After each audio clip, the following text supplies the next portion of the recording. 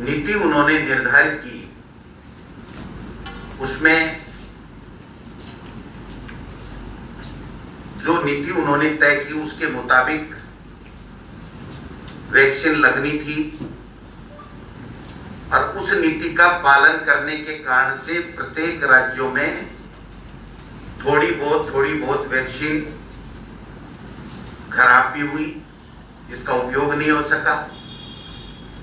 लेकिन जब दूसरी वेव आई तो जो केंद्र सरकार की जिम्मेदारी थी कि वो निर्माता कंपनियों को और लाइसेंस दे करके बढ़ा करके या विदेशों से वैक्सीन लेकर के हमारे प्रदेश के और देश के लोगों की जान बचाने के लिए वैक्सीन उपलब्ध करानी थी, वो वैक्सीन उपलब्ध कराने में केंद्र की मोदी सरकार नाकाम रही।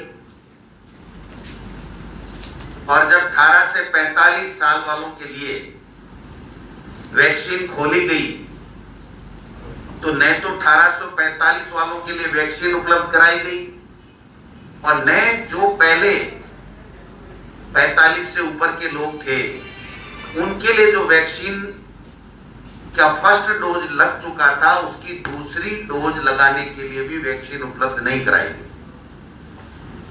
केंद्र की सरकार अपने केंद्र के बजट में 35,000 करोड़ रुपए का बजट प्रावधान रखने के बावजूद जब दूसरी वेव आई और वैक्सीन उपलब्ध कराना उसके लिए मैंडेटरी था, उसकी ड्यूटी में आता था, उन्होंने पूरे देश में हर राज्यों को अपने हाल पे छोड़ दिया, वैक्सीन उपलब्ध नहीं कराई। और यही नहीं, 3 रेट तय कर दी वैक्सीन की, 150 रुपए, 300 प्लस जीएसटी, 400 प्लस जीएसटी। केंद्र लेगा तो 150 लगेंगे, राज्यों को दिया जाएगा तो 350 जीएसटी और 450 जीएसटी। मैं समझता हूं कि वैक्सीन केंद्र सरकार की फ्री में उपलब्ध कराना उनकी ड्यूटी में आता है, वो ड्यूटी उन्होंने नहीं निभाई। जो वैक्सीन के लिए पॉलिसी पहले बनाई वो भी ठीक नहीं थी और दोबारा जब ऑनलाइन इनरोड रजिस्ट्रेशन कराने की जो नीति बनाई उसके कारण से गांव-गांव में झगड़े हुए। कोरोना की जो गाइडलाइन थी जिसके मुताबिक इकट्ठा नहीं होना है उसके बावजूद लोग झुंड के झुंड आने लग गए। कोरोना में लॉकडाउन की जो पालना होनी चाहिए थी वो पालना भी नहीं हो पाई और गांव-गांव में झगड़े बढ़ गए, जिसके कारण से अब पुनः उनको वैक्सीन की नीति में परिवर्तन करना पड़ा।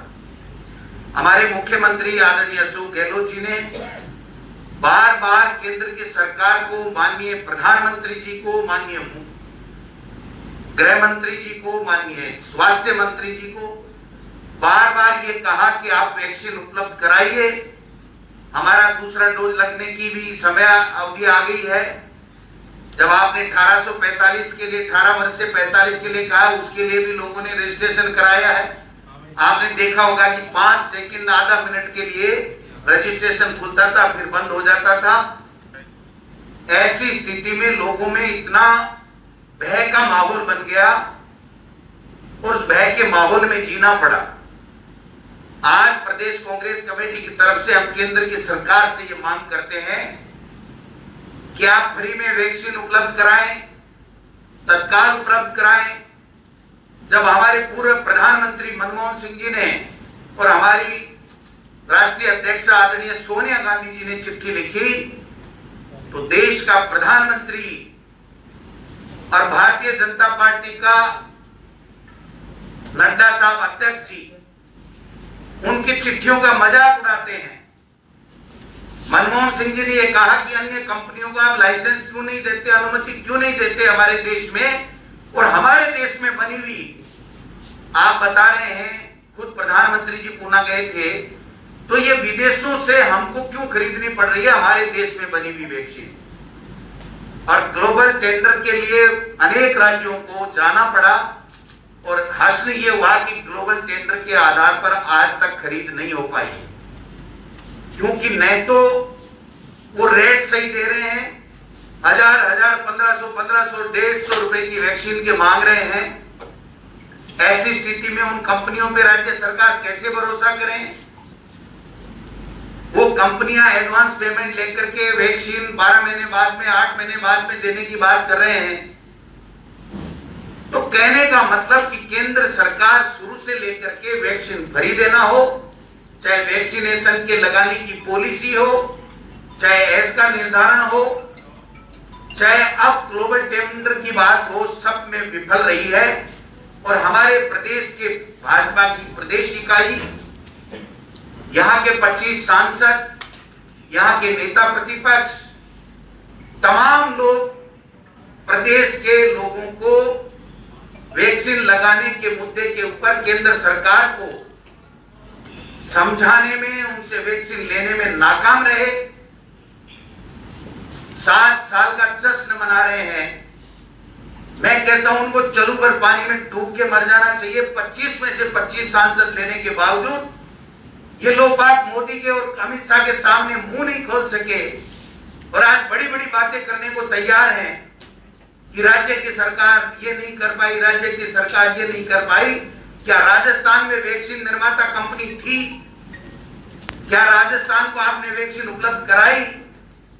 क्या राजस्थान पैसे देने को तैयार है? 3000 करोड़ उसके बावजूद भी केंद्र की सरकार सहायता करके हमको वैक्सीन दिलाने में कामयाब रही। ये सारी की सारी चीजें समझनी पड़ेगी।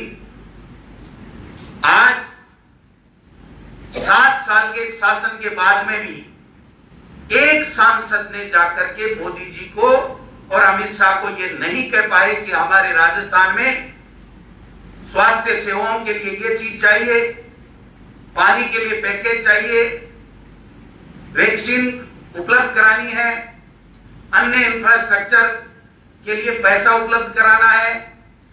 केवल वहां ट्वीट करने से या कटारिया जैसे नेताओं को बुजुल बयान देने से बाहर जाकर के एक स्वर में भारतीय जनता पार्टी के तमाम लोगों को और सांसदों को यह कहना चाहिए कि ये केंद्र के मोदी सरकार, ये हमारे राजस्थान के प्रदेश के लोगों का हक है।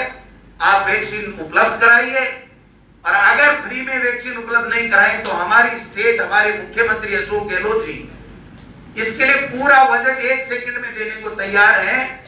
आप हमको वैक्सीन उपलब्ध कराइए। आप समझिए कि जब मनमोहन सिंह जी और सोनिया जी कहती हैं कि अन्य कंपनियों को आप लाइसेंस दे दीजिए, तो उसके ऊपर कोई जवाब नहीं देते हैं। इनका मंत्री गडकरी जी कहता है कि अन्य कंपनियों को आप लाइसेंस दे दीजिए, तो जवाब नहीं देते हैं। और दूसरे दिन उसी गडकरी जी से ये कहलवाते हैं कि हमारी केंद्र की सरकार तो पहले ही निर्णय कर चुकी है। तो ये निर्णय कर कौन रहा है? हम बार बार यही बात कहते हैं कि देश में केवल 2 व्यक्ति और 2 के लिए सरकार चल रही है। इससे यह साबित होता है कि जब केंद्र के पावरफुल कैबिनेट मिनिस्टर को यह पता नहीं, यहां की प्रदेश इकाई को यह पता नहीं कि वैक्सीन का क्या हाल है, कब मिलने वाली है, कैसे मिलेगी, तो मैं समझता हूं कि राजस्थान के साथ एनडीए की केंद्र की सरकार ने धोखा किया है। और जो हमारे यहां के 25 के 25 एमपी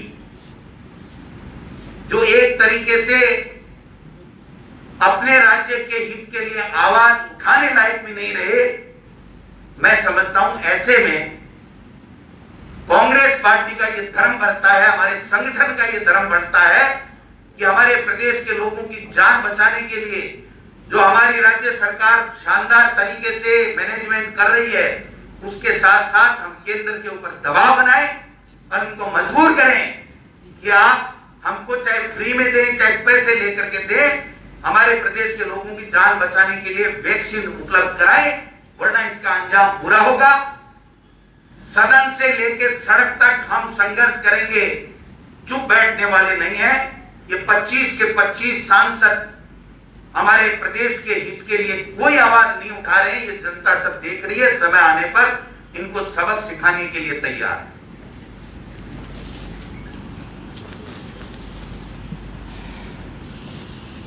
वैक्सीन वेस्टेज को लेकर काफी कंट्रोवर्सी हो रही है।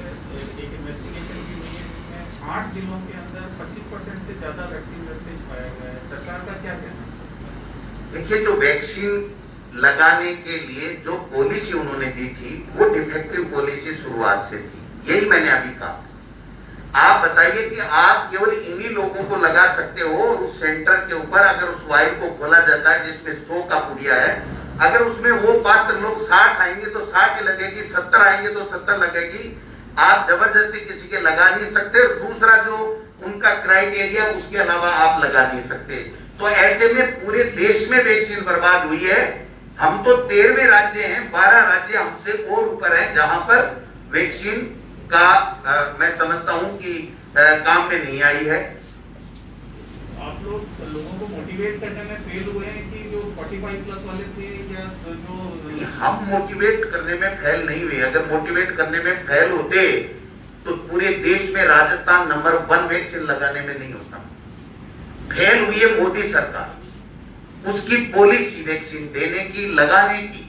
अब 1845 की वैक्सीन की पॉलिसी उन्होंने दी, लोगों के रजिस्ट्रेशन कराने के लिए वो खोल नहीं रहे वेबसाइट, और जब लगा रहे हैं तो उसको वैक्सीन नहीं मिल रही है।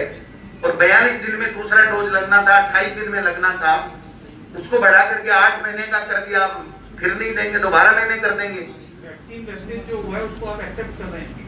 नहीं, वैक्सीन तो निश्चित रूप से वेस्ट हुआ है, पूरे देश में हुआ है, पूरे देश में हुआ है, क्योंकि हमारे देश के वैक्सीन लगाने की जो पॉलिसी है वो केंद्र सरकार की पॉलिसी थी।